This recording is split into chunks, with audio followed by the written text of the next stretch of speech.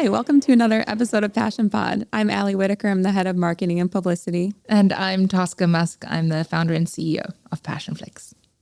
And occasionally I direct. What have you been up to? I actually went on vacation, if you can believe it. It has been a long time. I went on vacation. I was in France with my kids. And how was that? It was pretty fantastic. I did work a good portion of it. Of course. But I walk a bit. It's different. It's different when you wake up, have a cup of coffee, and then sit outside with the spring of the south of France and work. Yeah.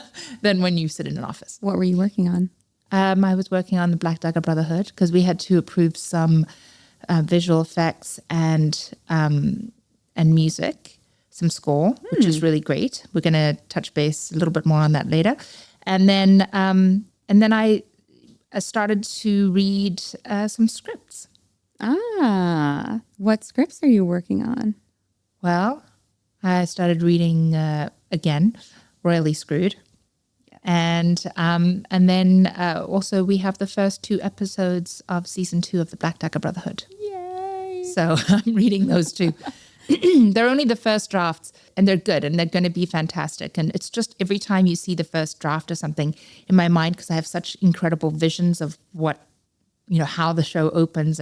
And so when a writer comes in and they make it just slightly different than mine, I have to step away, twist my brain around, come back and go, okay, yes, this could work.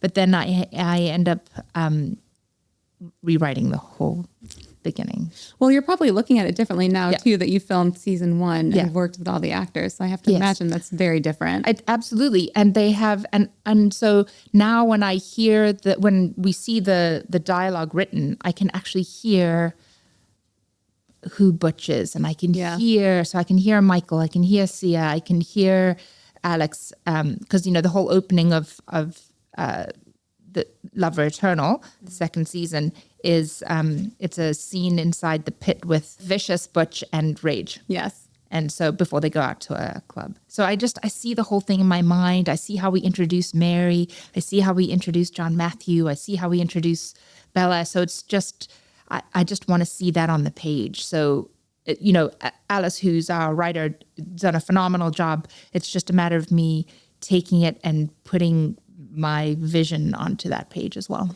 I love it. By the way, we've had internal dialogue about how to pronounce her name because Lauren always says Alice. I thought it was Alice. Yes. So Lauren texted her while we were at ApollyCon and it's Elise. Oh my God. We were all wrong. Sorry, Elise. No, we didn't know. She thought it was very funny, but none of us knew. And so Lauren texted her while we were sitting at dinner with Andrew Biernot and asked, because we're like, how do you say it? We've been talking about Elise. Elise. Yeah. Oh gosh, that's embarrassing. Now we know. It's been years. No, I know. Yeah. All right, you can call me Tosca for a while. Yeah, and we had ApollyCon. Yes, tell me about that. It looked amazing. It was amazing. And it was so fun because we kind of knew with our Passionistas, we did a poll of our founding members and we asked how many people had actually read Dark Lover, any of the Black Dagger Brotherhood series. And it was really split 50-50. Oh. And so a lot of people are reading it now, but we also found that at ApollyCon, there were so many readers that had not read the series yet. And then, of course, J.R. Ward became the belle of the ball, and she's gone viral on Book Talk because she's incredible. Yeah. And she just really took the lead on these panels, and people fell in love with her. So she even said she's excited because she feels like there's a whole new generation of readers coming in. And then so many of them are coming to our table too and getting excited about watching it come to life and learning about PassionCon. So I feel like we met a very different group of readers than we had previously. Oh, that's great. And people are really excited now about it. But I had to keep telling people, don't say spoilers, because we were talking, obviously the first book came out in 2005, but at the panels, we were calling out, certain characters that died. I'm like, no, there's so many people here that haven't read it yet. But yeah. No one dies. No one dies. No one dies. No one dies. But it was good. It's a happy movie. I'm so happy. There's nothing dark. No big explosions. Nothing like that. Nothing. No. Nobody dies. So yeah, it was fun. People were really excited. And we had Andrew Biernot with us. I know. I saw that. Yeah. And he seemed to be so happy. He's posted so much about it. Yeah. And we had a poster of Wicked at our booth because it's Jennifer Armentrout's event, and we wanted to let all of her fans know that we had Wicked on PassionFlix, but so many people thought at a quick glance that he was Liam. So then he started joking around saying, no, I'm just his stunt double. And some people believed that, but it was funny. Oh, that's cute. Yeah. That's great. Sounds like a really awesome event. It was really fun. Yeah. We can't Loved wait to go seeing all the back. pictures. Yeah. Yeah. And today we have a special guest that many of you know already, and you've been working closely with on Black Dagger Brotherhood, but we're bringing Margie Goodspeed, our head of creative post-production, on. Yes, she's amazing. She's the head of creative post-production here at PassionFlix. So she oversees all of the post-production on all of our shows. And that includes, and we'll get into more details, but that includes not only helping us find the editor and overseeing the edit, but also the music, the visual effects, how the story can tie together. She has a lot to do with the final product. Yeah. It's a very special skill, and she's very talented. So very, very lucky to have her at PassionFlix. Yeah, we love Margie.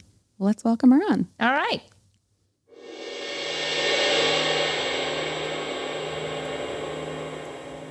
Hello, Margie. Hello. Thank you for being here. My pleasure. I know you have to be, but thank you. Well, she was just here in the office, and we just grabbed her. I know, exactly. I asked her last night. I'm like, hey, could you be on today? But Yes. Yeah. thank you for doing this. My pleasure. Yeah, Margie's been like busy Yeah. the last 6 months. Yeah.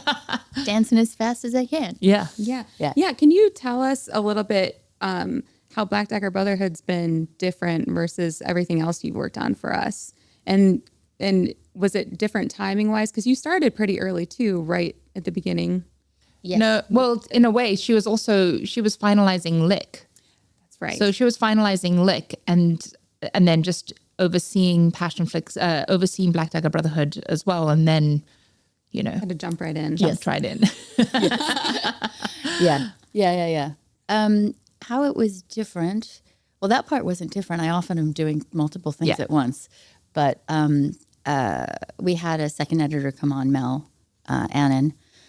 So that was helpful. But this was different because I think in terms of the scope, it's the biggest, longest thing we've done. Mm-hmm. So it ended up being, can I say how many episodes we have and all that? Yeah. So it ended up being 6 episodes that are, it's about 6 hours of content total, maybe a little less. I think it's a little more, actually. Is it? I think just like Yeah. a fraction. Yeah. It's really right around there, which is a lot. It's a lot. It's like 3 movies that we've done in a very short amount of time. That's how I think of it in terms of 2-hour movies. So that alone is a lot because you feel like you're just kind of, climbing a mountain and climbing a mountain and climbing a mountain at a certain point, just getting it all done because it's just a lot. But it's also really fun, although sometimes confusing because Tosca and I wait, which episode is that? I'm like, I just yesterday something came up and I was like, I don't know where that happens. I feel like my brain is kind of jello right now because I just need to, because when I'm editing and especially the first cut of a scene is not the most fun, but it's, I love it, all of it, but it's just because there's so many details and I'm watching all the takes and you don't quite know what it is yet, in terms of, you know what it is based on the script, but it has to come alive in its own way, right? So I just am holding all this stuff in my head and I'm holding alternates in case it's like, oh, maybe it's better to go that way instead of this way, but I just have to make a first choice on everything. Yeah. And then it gets super fun the next pass. When it really starts to come alive and you put music in and sound effects and all that stuff. So just temporary ones. But anyway, did I answer that question? Yeah, you did. And also, I think that what's a little bit different from the Black Dagger Brotherhood than our others is that there's a lot. We've had some action sequences in Wicked and things like that and some visual effects in Wicked, but this is far more, more action sequences and far more visual effects than we have had in other shows. And I think that's been something that both of us have to track. Well, Margie and her team track this. And I go, yeah, sounds good. Yeah. But the tracking of that is very important. And so I think that's been an added element on this one, because as we start to get into an episode, we're looking at it together going, well, do we need to send this to visual effects? How can we make this better?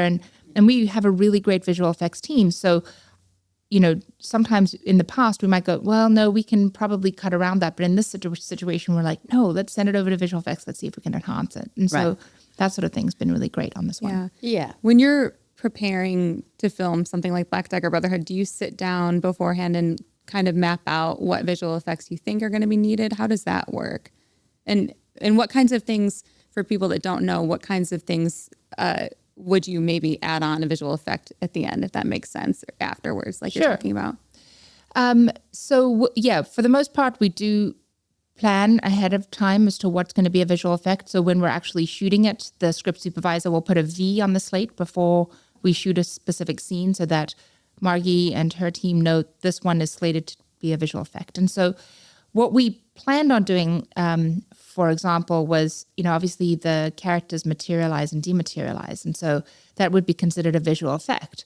And so we marked that as a visual effect, and then we hand it over to Margie. And then Margie's like, actually, I can do this sort of magic thing that I do. And so she was able to make it work so that it wasn't a visual effect, but it was something that editorial could do. And so that was very cool. Yeah. And then we go to another situation, and you'll see this in episode 2. This is what we had to try and figure out yesterday. And it has to do with vampire teeth. And so I might be giving something away here, but we wanted to really accentuate that the vampires have the ability to control their teeth, that they extend and they can retract. And so what wasn't planned was for a visual effect for, Wrath opens his mouth to show Beth that he's a vampire. And initially we filmed it and he had vampire teeth in. And so, and we thought, well, that works.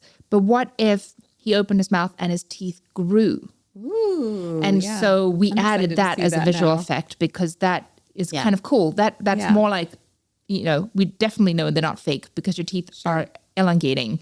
And so that was that's very cool. And so really cool. That we added. Yeah, that was the very last thing we added. It was like, hey, if we could have a couple points where we actually see, it just helps with the magic of their world. So yeah, that's cool.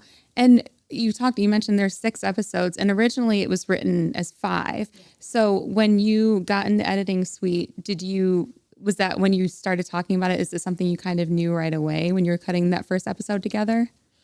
I knew when we were filming that we had too much footage for 5 episodes. We had over 6 hours of footage. And so, we would have had to have each episode be an hour and 15, 20 minutes. And it's not great. Yeah. It's better to make them 6 episodes because it can get kind of tiring to watch hour and 20-minute episodes all the time. Can I speak to that for a hot second?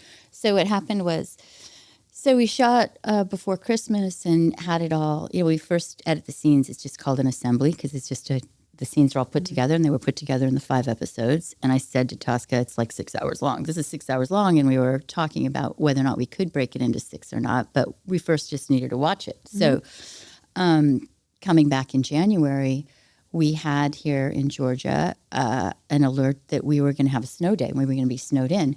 And so I was like, oh gosh, I'm not really ready to show it to her yet, but that's a really good, we weren't going to be able to come into the office and work, and we're on a pretty tight schedule. So I was like, it would be great if we could just watch the whole thing. And so we just hunkered down in Tosca's home screening room, and it was a marathon where we just watched the whole thing. And it was it was so great. It was great. It's like there's parts that were really great, and then it's kind of in my, it's a mess as a whole in one way because it's not shaped yet, but it was like surprisingly good. I was like, oh my God, this is actually really good. Because sometimes it can be painful to watch it at that stage. But it was just this marathon of watching it, and we felt really good about it. Because, you can sometimes be like, oh crap, we got a lot of things to fix. But it was just more, how can we make it better? And then it took a little while. We started, when we got in the cutting room, we started thinking about where we might break it and where the timings would be. And we did a little tiny bit of restructuring on this one, which we explored some restructuring on this one a little more than we've done on other ones. because we just wanted to make sure got it right and we were introducing the characters in the right way. And so we took a little more time with that, especially with episode 1, just like or reorganizing the scenes and just screening the first 20 minutes and seeing how it felt. But then it just felt like when we kind of realized we wanted it to be 6 and we actually picked good breaking spots right from the beginning. They feel like they were just written that way already. Yeah. We didn't really mess around with that too much. Yeah. I think one episode we were fooling around with which one scene it should start with, but yeah. Anyway. I think we ended up taking episodes 1, 2, and 3 are now 1, 2, 3, and 4. Right. And so 5 and 6 were always 4 and 5, and they always. So the integrity of those were the same. Yeah. So it's very confusing. It's like, it's script for 5, but it's actually episode 6. So, yeah. The Brotherhood has really distinct personalities among the brothers and different characters. How do you approach editing to highlight each of their unique character vibes? Oh, yeah. So that's what I was saying earlier about sometimes when I'm looking at all the footage and I'm trying to, I'm holding all this stuff in my head because I'm not sure. So at the beginning, I don't really know, like for instance, Zadis doesn't have a lot of lines at the beginning, but his presence needs to be there. Do you know? So it's like, okay, I'm going to throw in a shot of Zadis here, even though he doesn't have a line, because I want to, you want to introduce him as a presence there in a certain way. Or, with Rage, it's like, he's got this kind of sassy thing. So you just want to go to him at the right times and at the right ways early on, so that later when he has more to do, it lands, So those are basic editing techniques in general. Like you kind of have to set people up so people aren't, when they have their moment, getting to know them in that moment, that they're sort of already know them a little bit, and then they can really run with whatever it is that they're doing, I think that's the biggest thing in terms of, and you just get the, especially when they're in scenes together, again, this is true of any kind of editing, but particularly when you've got an ensemble like that, how they interact with each other, and when they're throwing each other's looks, and when they're talking over each other, or they're, listening intently or showing respect to Wrath or whatever it is that they're doing. You just, all those behaviors are about their character. So you want to just try to get them in and create a world that everybody wants to be in and enjoy them, Yeah. That's it. How is it for you directing? I mean, you've directed ensemble cast before. This is a pretty heavy cast, a lot of people on set. How was it for you?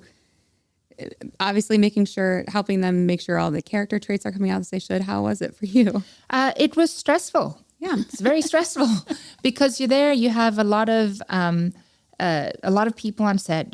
You have very little time, and you have to try and film each one of these characters in a way that's going to represent who they are in the book. And you're like, okay, we got one shot. It's on you.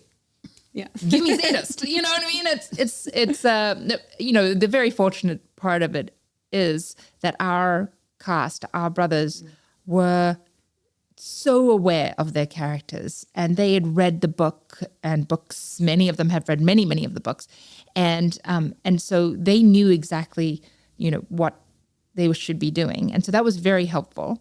But yeah, at the end of the day, it's a matter of just trying to capture that performance in the very limited time that we have. And I do it. I go, okay, yep, got it. Okay, Margie's going to figure that one out. Okay, go to the next one, go to the next one, go to the next one. She's got it. Let's move on. You just move on. But Margie and I have worked together for 10 years. many years. And so, whenever I'm shooting, because Margie also edits everything that I do. She doesn't edit everything that PassionFlix does. She oversees everybody else. But when I direct, then she does that edit and oversees that edit, because we have, again, that shorthand. So it's a matter of, she'll see the stuff and she'll be like, oh, I see what she was trying to get. She ran out of time. That's okay. We're gonna figure that one out. So the number of times on set you say, Margie's gonna kill me. Yeah. You say that or I say that? You say it. Oh, that's so funny. It's always funny. You say to Carlos or somebody, Markie's going to kill me. Oh my God. Yeah. Well, it is true. I do notice I kind of swear a lot. Not you personally, but while I'm editing sometimes like, oh, oops. It's okay. It's not. It's just because it's like editing's it's editing. It's literally you have to look at everything. So you have to look at the things that aren't going to ever end up in the movie as well as the things that do. Yeah. So, sometimes I'm like, I think that's working. Yeah. And then I have to step away and come back. Yeah. But it's always there. That's so funny. I didn't even know that I said Margie's going to kill me. I can imagine that I do. Like it's always just one of those things, and I just know that I'm on set, and I'm like, oh, yeah, Margie's going to kill me. All right, here we go, and action. Well, I think actually on this one, there might have been a couple of times when you only shot one take, and I was like, I'm not crazy a fan of, but. Yeah. You barely. When you do that, I'm like, she's just sprinting for the race, and I'm like, okay. And I call her up and say, hey, you only got one take on that. Yeah. No, I wouldn't do that. Every time we do a good take, I'm like, man, that's the good one. All right, we have to do another. You always need a second take because it's amazing how much. It's not necessarily. One, just for safety in case there was something technical wrong that nobody noticed, but also the sound. People kind of forget about how important the sound is. And so sometimes if there was, a noise on one of the words or something, I can steal it from the other take and we don't have to have the actor go back and re-record the line later, which is something that we do, which is always, no actor really likes to do that because it's harder to get the moment. And it can always, it can sound a little artificial, but we have a great mixer and a great sound team. So we have, it usually lies in there. But anyway, that's one of the reasons I was like a second take is the sound. People don't think about it, but it'll be as a sound. The sound is very important. Sound is one thing that people will not forgive, right? So people can see a blurry picture, but if they can't hear it, I know. It's just there's no forgiveness at all. So we very fortunately do have great sound, which is important. And so the second take does help. It's actually quite a miracle every time. So Margie will see a performance of someone, and she'll go, yes, the facial movements are exactly like this is how they're looking is exactly how we want them to look. But how they said the line isn't exactly how we want them to say the line. So she'll take the words from another take and put it into their mouths, which is really quite amazing. Because people speak with similar rhythms. And so, but it's just like maybe an inflection or something like that, or they pronounced a word a little bit better. And so she can just pull it from from the next take and put it into their mouth. So when it comes to Wrath, obviously he's wearing his sunglasses the whole time. How do you as a director, I know we've talked about it a little bit before, but how do you work with him to make sure that he's emoting the way he needs to and really bringing Wrath to life? And how is it for you editing that? Well, again, very fortunately, Robert did his research and he was very well prepared. And we talked about different ways, and he talked about it too, how he had to learn how to show emotion not using the eyes. And so he would clench his jaw or do a head movement or lower his head or look up and things like that. That all helped. And his body movements would make a difference as well. And so that's the sort of thing that we worked on. But, for the most part, the scenes would require whoever he's acting opposite to react to his emotion as well. So I think that's, again, where the editing comes in. So when you have someone like Olivia Applegate, who's exceptionally talented, and we can cut to her to get the emotional reaction that we need from his performance. Yeah. If that makes sense, right? Yeah, absolutely. Absolutely. Because it's a trick of the trade or something. If it's like if there's somebody's a little bit of a blank slate, whatever the other actor is doing is the way that the audience has in to responding to that person. Does that make sense? So it's like we identify with Beth when she's reacting to Wrath. Also, it works for his character because he's supposed to be so kind of remote and stoic at the beginning. Yeah. And then it was, it's just such a wonderful reveal when he does take off his glasses and you can see his face. And it happens at the time when his heart is opening and all those things he's more vulnerable and all those things that we women love. Yeah. But yeah, it's a little tricky because it's funny. I cut this one movie where there was a whole scene in Hungarian, and I don't speak Hungarian, so I was like, oh my gosh, I'm just like kind of going at it blind. But I realized how much I edit from all those other cues that are not the dialogue, and those are the things that Tosca was talking about that Robert was working with. I mean, any tiny little thing of his jaw, or any any gesture that's nonverbal is language too. So I feel like we got a really nice balance of him being stoic and yet still, revealing it. And also his voice. He uses his voice. Yes, he does. Which is very important and sexy too. So there you go. Yeah, he did a really good job. Yeah. I mean, that's a very, very hard thing to pull off and actually do it well. Yeah. And he didn't hide behind it at all. He really found ways to show us his emotion. Yeah, yeah. Can you talk us through your process for when you're editing a high stakes scene, like a fight or a really romantic moment even? Okay. Very, very different. Very different. That's insight into your mind, Alex.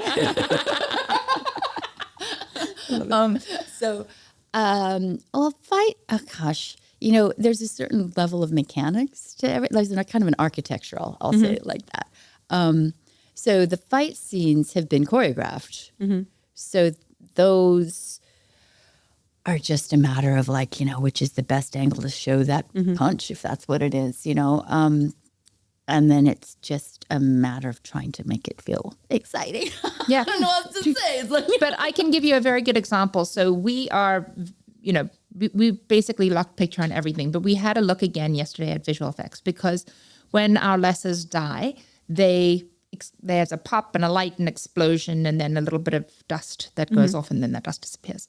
So we're looking at the visual effect yesterday of Wrath killing Alessa, and he does this really cool move, boom, and then he stabs him in the heart and the light pop and the dust trickles off. And Margie looked at it and goes, I think that the dust isn't trickling off fast enough and there's not enough time. Also, why is he waiting so long?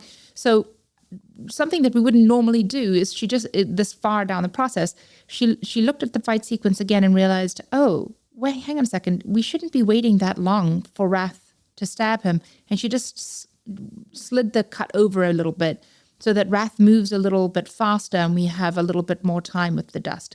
Huh. And so it's a lot to do with timing and how, when the stab happens and how it works. And so Margie's very good at making sure that the action, the momentum, is right, feels right. And that then, of course, when we were matching it to visual effects, that the dust appears and then the dust dissipates. Yeah. Yeah, it's always a bit of a trick because in editing, the movie's not done. So you're working with pieces that are, you can see the wires, you can see the things. So you have to. What wires? These guys actually did all their stunts without any kind of support whatsoever. Sorry. They punch so hard that they go flying.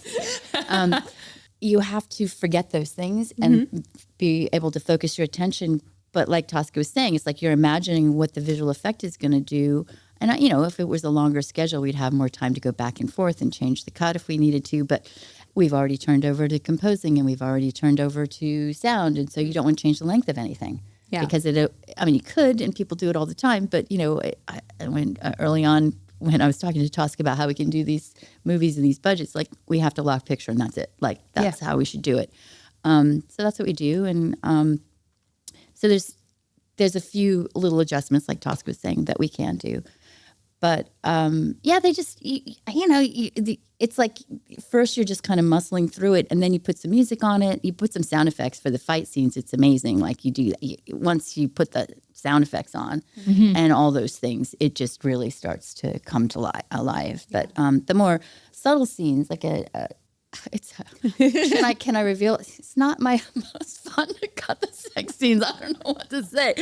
I mean, they turn out great. It's like I guess it would sound weird if I said I love cutting those sex scenes. Yeah. Well, it's just because it's also you want it to be so good, and it's believe it or not, they're not actually having sex. Not even close. Not even close. So you just want to walk that line between having it feel real and just remembering what every story point is at every point along the way. So yeah, it's sort of just trying to keep it. It's like anything. You're just like, oh, that's beautiful. Let's use that bit. That's a pretty bit. Yeah. That's a nice bit. That's sexy. That's fun. And just remembering that it's always about the connection between the people. Yeah. Because that's what it's about. That's always the priority. Yeah. Without giving away a spoiler, have you had a favorite scene out of this series to cut? Oh, I think the scene, there's always a point at which I feel like it starts to come alive. And it usually happens when I put a piece of music on it, which I try to wait to do because I just don't know. I kind of have an idea of what, because before the, composer works, we use temporary score. So we take music from other movies and we lay them on just to give an idea. And you never quite know what the feel is going to be, but have kind of an instinct. So, I work with Mike and I say, can you grab me some scores? These are the ones I'm thinking about. And then, so in this one, it was the scene, again, don't want to give anything away, but it was after the first intimate scene with Beth and Rath. Oh, yes, beautiful. So they wake up, After they don't the wake Ritz, up, but they're, because they didn't actually, I don't think they slept. But it's actually the first real conversation between the two of them.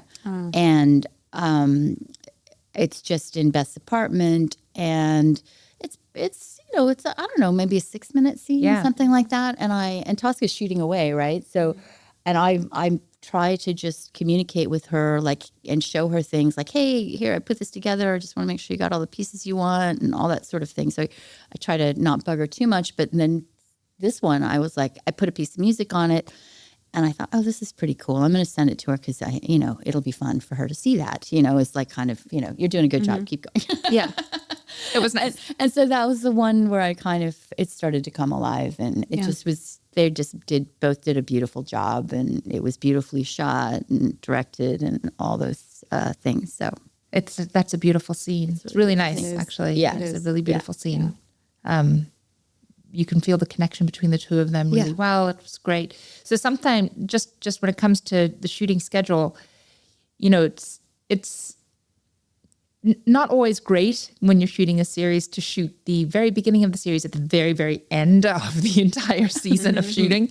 But in this particular case, I'm glad I did, because the connection, the closeness that Robert and Olivia had as people, I think really translated on the screen, and certainly helped with those scenes, the conversation, the intimacy of the conversation that they have after the intimate scene. They trusted each other, and so it really comes off beautifully. So you've both been in touch with J.R. Ward throughout the editing process. What's it been like hearing all of her positive feedback? Because she's clearly very happy. Well, the wonderful thing is that after she's watched an episode, she actually sends a video, and laughs, cries, just tells us how fabulous it is. And so that has been great. I mean, getting that sort of feedback has been really, really positive. I think she was, when she was watching episode 1, she was texting you. She was partway through, and she was texting you. I'm always Tosca has much more contact with the authors than I ever do. But I'm always like, oh, what's going on? How are they like it? I have to know, because we want them to be happy. I mean, I'm, as a storyteller, as an editor, that's the key thing. It's we want to deliver on and have them love it. But all her notes were very positive. That's all I can say. Very positive. Very positive, yeah. It was a joy. It makes it, it's a relief and a joy. Exactly. Because you just don't know. You're like, oh gosh, did we leave something out? Did we show a character in a way that you don't like? And that never happened. So that's great. That's always good. Yeah.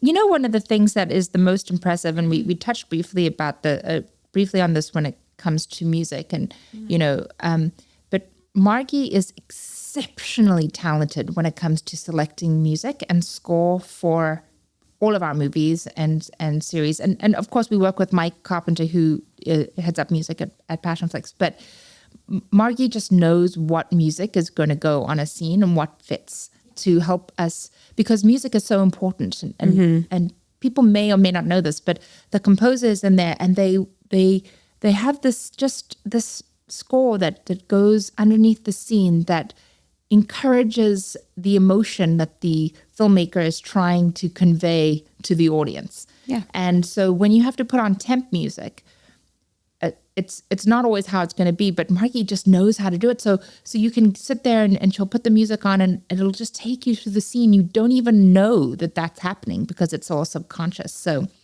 I don't know if you want to speak more to selecting music. I'm so brilliant at it. I don't know what else I can say. No.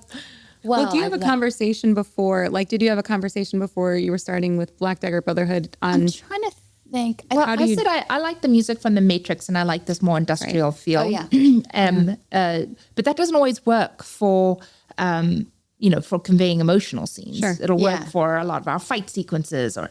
Yeah, it was funny. It's like, because sometimes you have an idea about what the music is and then it's not right. I'm not, I mean, I think we used something for some of the more obviously action scenes. Yeah. But you're right. It's like what I like to try to do is find a one or two scores or even composers that I can use for the whole series because then it's thematic. Yeah. Then you have, here's this theme in this that's played a little quieter and more gentle and here's the theme developed a little bit bigger and broader. Yeah. And so I can kind of try to construct what the composer is going to do in the end, which is, there's themes that are introduced and then they're developed. And each character has a certain kind of tone or theme. And so you wouldn't use the same music on Rage that you would use on Beth, Yeah. So I honestly, I feel like sometimes there's just an angel on my shoulder when it comes to music because I'll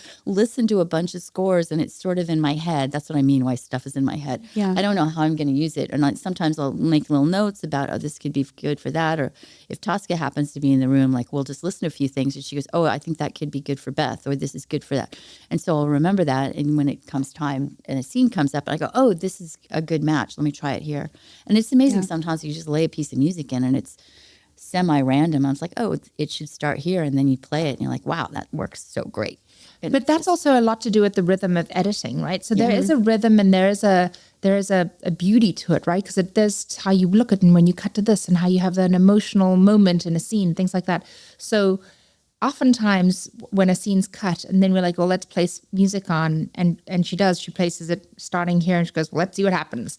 And the music, when it does work with that scene almost immediately, it's because the scene is cut as well to a rhythm, to a rhythm that sort of also works with the music. So, if that makes sense, it's like there's a rhythm to the edit. Yeah. And so when you put the music on, it sort of validates that rhythm, I guess, in many ways. Yeah. Our composer, Angela Little, she did The Will for us. She did Secret Life of Amy Benson. She also did Wallbanger. She's composing this one.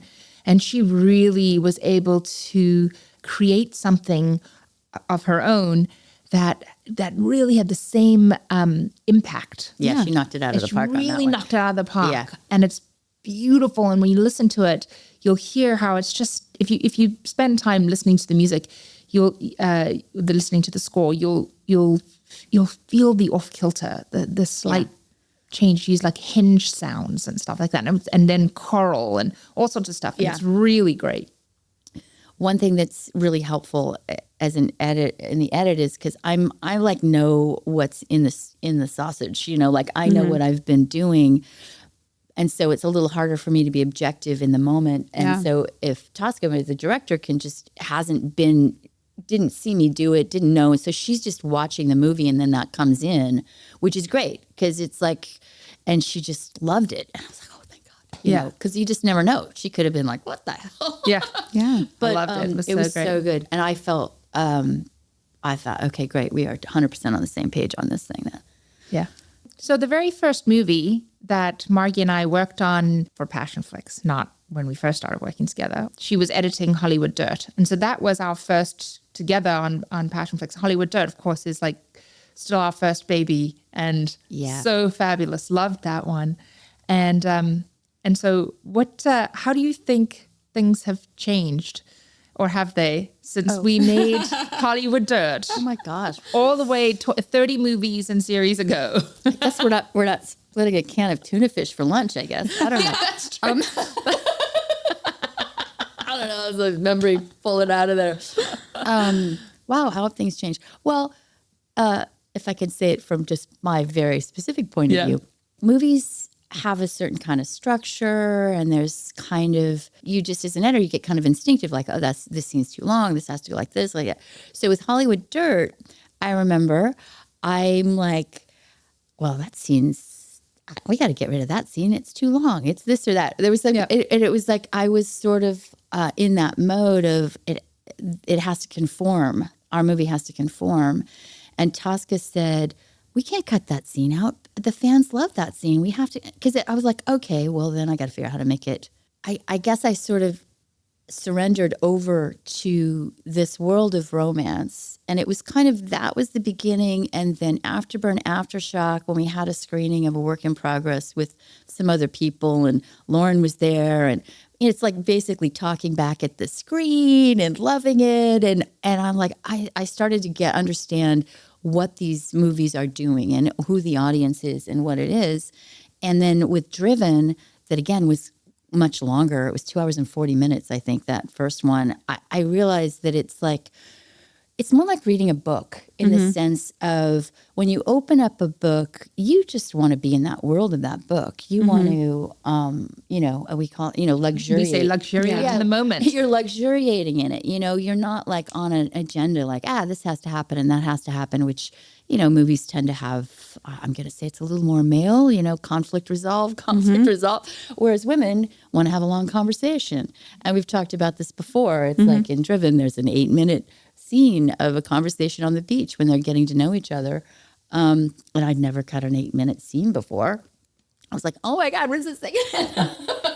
And then I play it back and I went, oh, it's fabulous. It's really fabulous. Yeah. And so my training in some degree to think things have to be a certain way has just gone out the window. And it's just, are you enjoying it? And do you want to be here? And so with Hollywood Dirt, we try to make it a tight movie and make it play and all those things. Like it's moving along, but it's just understanding that the fans love it and they want to be in that world. So just tee it up and give them the opportunity to enjoy it. Yeah. So we have a very, and it's not, we're approaching our 8th year, which is shocking to me. We're still alive. We're still alive. And 30 movies and series, which is a lot. I know. For a very, very short period of time. I know it doesn't seem like a lot to other people, but it's a lot. It's a lot. 30 movies and series made by the few people. And the thing that makes us different from everyone else is that there is no time mandate. There is no, yes, of course, we want to have a delivery date. We want to do those things. But when we are working on a movie and we're watching something and I look at it and I go, we need to work on that a little longer. The flexibility of Passionflix is that we can push our release date. We're not doing it to network. And also when it comes to time, it doesn't have to be 95 minutes with the end credits, It doesn't have to be this pigeonhole, we're going to slot it into this little thing here. Yeah. It can be as long or as short as it needs to be the best movie. Yeah. And so that's what we constantly are reminding ourselves, because we have this pressure, as everyone does. We must release something. We must get it out. And people want it. But we want to try and do the best that we can. And we are small and we are limited in resources. But what we do have is talent and determination to make something great. Yeah. And so if it means that we're taking a little bit longer to make sure that the movie is that much better or the series is that much better, then that's what we have agreed to do at Passionflix. Yeah. And so, we try not to conform, but it is hard because we've been trained, right? We've been trained for years and years and years to go, oh, no, episodes must be this long, movies must be this long, this is how it goes, and it must be here, and here's the point, and blah, blah, blah. But we have then retrained ourselves. I got to tell you, it's what I love about working with Passionflix. There's a couple moments, especially. It's pretty rare that we don't hit our deadline. But, sometimes they have to step in and give it a little love. And I love that. That's what she is. This one needs a little more love. So we just take a little more time to do it. But there was a moment in Hollywood Dirt, bringing it back to Hollywood Dirt. I mean, we're sitting there and in the editing room, and we'd been working for a while. We took a little more time with that one. It was the first one. did. We had a little more time just because that's how it happened. And we just had screened the movie just in the editing room, and Tosca turned to me and she goes, I like it. Do you? And I go, yeah, I like it. And she goes, okay, we're done. I was like, oh my God. I mean, we're done with the edit. Yeah. You know, obviously, there's still a lot of work to do. But that is just because there's usually a whole process of getting approvals. And because Tosca's, a full package deal of CEO and director, it's like, okay, as long as she's happy, it's good. Yeah. And that is just really a pleasure. Yeah. Yeah. Thanks. Especially when she agrees with me. No. Yeah. Yeah. No. Exactly. Most of the time. It is, fortunately. Fortunately, that's why it works. I'm going to touch on one other thing before I know that we're going to have to wrap up. But there was another difference with Hollywood Dirt. So Hollywood Dirt was the first movie that we filmed for PassionFlix. Thank you, Alessandra Torre. It was amazing. Love that. Super fun. Love that whole story. And but we were still pitching PassionFlix at the time, and we hadn't finished raising all of our money. The platform hadn't been built yet. It was still in the process of being built. And we were going over so we finished shooting it in April of 2017. And in May, we were going to RT to basically do a panel with Alessandra and do a PassionFlix cocktail party and introduce PassionFlix to the fans. And so Margie's like cutting away, and before she's even done a pass on the entire movie. Yeah, I didn't have. She had no pass on cut on the movie. Had you shot everything yet? Yeah. You'd shot it. I just hadn't had a chance to get it all yet. So she hadn't had a chance to do an edit, even a first pass of the movie. And I was like, okay, Margie, what I need is a 3-minute trailer. I need a trailer. It needs to look great and it needs to be like perfect. And you have to color time it, and we have to do all this music and all these things. She's like, right. Okay. Well, that's, and she did, because this was really important. We needed to be able to show the fans what we were going to create. And so Margie created one of the best trailers that I think that PassionFlix has. It's a really great introduction to what PassionFlix can do by taking a book to screen. And so without even having a cut of the movie, she put together the promotional trailer that we shared at RT, which really helped us to launch our founding memberships, which helped us to prove to our investors that people were interested in this. And then that helped us to close our round, which allowed us to launch on September 1 in 2017. So there's so many things that go into it. And we work so closely together to try and make sure that, we're able to deliver. Yeah. I feel like we should watch that today just for fun. I know. It was really. I haven't watched it for a while. It's really good. It is really good. Yeah. You know what we used to do? We used to do Wine Wednesdays. I miss Wine Wednesdays. We'd do Wine Wednesdays, and we would sit down with a fantastic charcuterie board and a bottle of our PassionFlix wine, and we would watch a PassionFlix movie. We should do it again. Bring it back. All right. It's coming back. Next week. Yeah.